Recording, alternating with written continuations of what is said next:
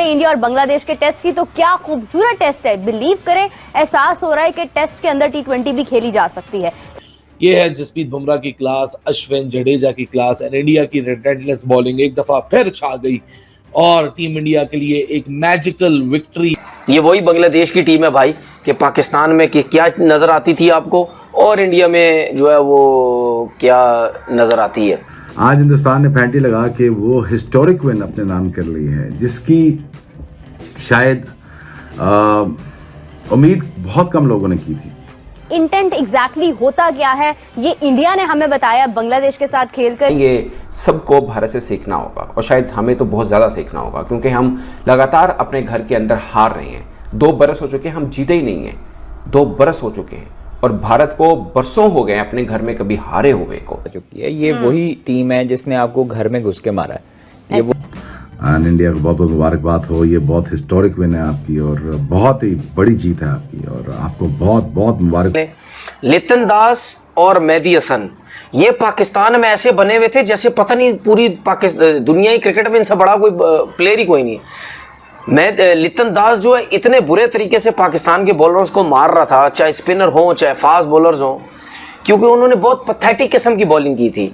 यहाँ पे ऐसा नहीं है, यहाँ पे आप बुमराह पैथेटिक बॉलिंग नहीं करता है। यहाँ यशवंत हो गया, जडेजा हो गया, ठीक है, ये पैथेटिक बॉलिंग नहीं करते हैं। इनको इतना आसान नहीं है जो है वो रन्स करना, जिसकी वजह से आउट हो गई पूरी टीम। और की है जिस तरह से एक समझ लें ट्रैप किया है बांग्लादेश को। How do you see the match? Match तो इट्स फिनोमिनल। मेरा ख्याल है कि ऐसे मैचेस आपको हिस्ट्री में बहुत कम देखने को मिलते हैं। दोस्तों स्वागत है आपके हमारे YouTube चैनल टुडे फॉलो की कोने। और जिस तरीके से आप अभी डिस्कस कर रही थी इंटेंट का वर्ड, इंटेंट को डिफाइन या रीडिफाइन उन लोगों ने किया है। हमारे पास मिसकंसेप्शन होती है कि इंटेंट का मतलब ये कि आपका ना हेड फॉलो कर रहा हो, ना हैंडल फॉलो कर रहा हो, ना पैर की पिच पे बॉल पे हो और आप हिटिंग कर रहे हो। Intent is not this, intent is play as per the situation requirement. और वो जो उन्होंने खेला है, उन्होंने पूरी दुनिया के जो है ना क्रिकेटिंग स्ट्रक्चर का जो टेम्पलेट है उन्होंने नया सेट कर दिया है। पीपल डू टॉक अबाउट के व्हाई वी कीप डिस्कसिंग या व्हाई वी मेंशन इंडिया। देखिए इंडिया को मेंशन करने में ना कोई बुराई नहीं है। वजह यह है कि अगर एक टीम जो है नए यार्डस्टिक बना रही है, नए पैरामीटर सेट कर रही है और नए स्टैंडर्ड्स को ऊपर से ऊपर लेके जाई जा रही है, तो there is no harm in discussing. आप ये देखें, ऑस्ट्रेलिया की माइटी टीम थी back in 2000s, late 90s 2000s के तक रही, टिल 2007-8 तक उनकी बड़ी डोमिनेशन रही। लेकिन जिस तरीके से इंडिया की टीम सर्ज अहेड कर रही है, बांग्लादेश के लिए मैं बड़ा I was literally feeling bad for them कि पाकिस्तान आए, उनको अच्छा टाइम मिला, दे बीट पाकिस्तान इन पाकिस्तान। चलें, एक नाम तो बड़ा था पाकिस्तान का, और वहां पर उसके बाद फॉरन उनके पास इंडिया की सीरीज आ गई। उनको बेचारों को एंजॉय करने का टाइम भी नहीं मिला कि विक्ट्री के जो जॉय था। अभी तो पिक्चर भी उनकी वायरल हुई थी। और I felt very bad for Hasan Mahmud, वो इतना अच्छा लेंथ वाला बॉलर था।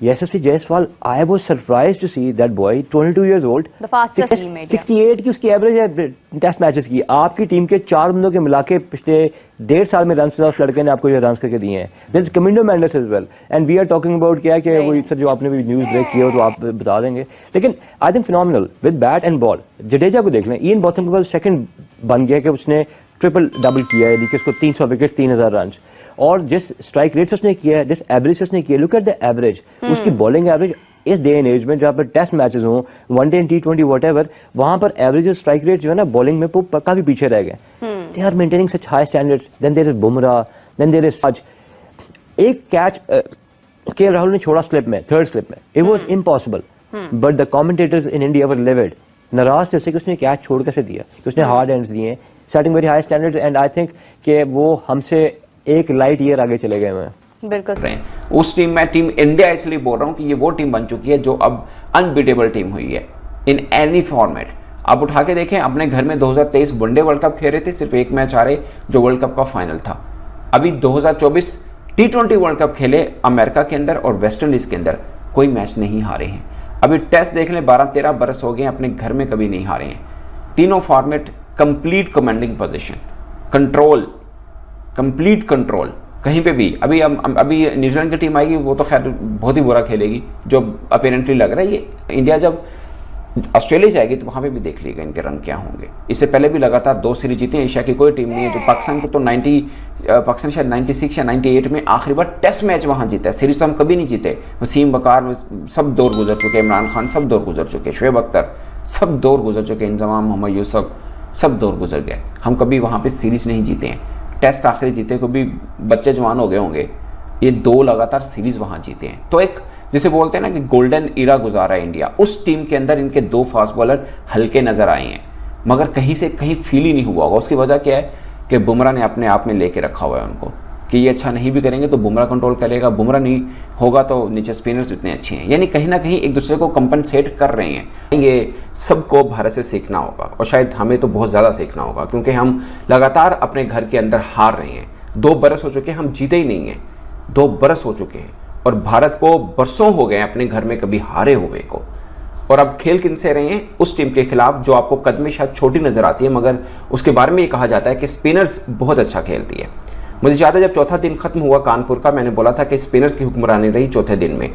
18 विकेटें गिरी जिसमें से 12 स्पिनर्स ने ली थी, और साफ है कि 5वां दिन स्पिनर्स का होगा और भारत के स्पिनर्स दुनिया के बेस्ट स्पिनर हैं और बांग्लादेश इनके सामने टिक नहीं पाएगा।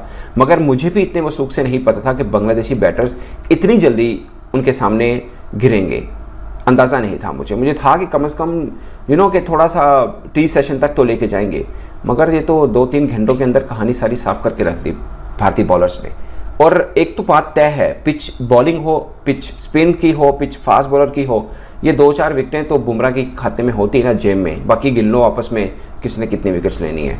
और इकोनॉमी उठा के देखे, वो भले T20 हो, वनडे हो, टेस्ट हो, बहुत से लोग आज स्पिनर्स की बात करेंगे, मैंने भी कल स्पिनर्स की बात की, मगर मैं हैरान होता हूँ बुमराह के ऊपर कि वो तो पिच के मोहताज है ही नहीं। जैसे भी पिच हो उन्होंने अपने खाते के अंदर विकेट्स डाल लेनी होती हैं और रन्स भी नहीं खाने होते हैं, बाकी आपस में बांट लो जिसने जो विकेट्स लेनी है। आप अंदाज़ा करें, आप उनकी इकॉनमी उठाएं, 1.33 की इकॉनमी है एक स्पिन ट्रैक के ऊपर, एशियन ट्रैक के ऊपर 1.33 के, और बाकी भी आप उठा के देखें, ऐसा बॉलर है रन भी नहीं देता। होता है ना, मुझे अच्छी तरह याद है मैंने हारिस राव से पूछा था कि आपने विकेट्स लिए मगर आप रन बहुत खाते हैं, उन्होंने बोला जब विकेट लेनी होती तो रन खाने होते हैं। ये फार्मूला गलत साबित किया है बुमराह ने। उन्होंने बोला है कि जब आपने विकेट लेनी होती है तो डराना होता है, दूसरे के बल्ले को बंद रखना होता है, फिर आपको विकेट मिलती है। आपने रन क्यों देने हैं भाई?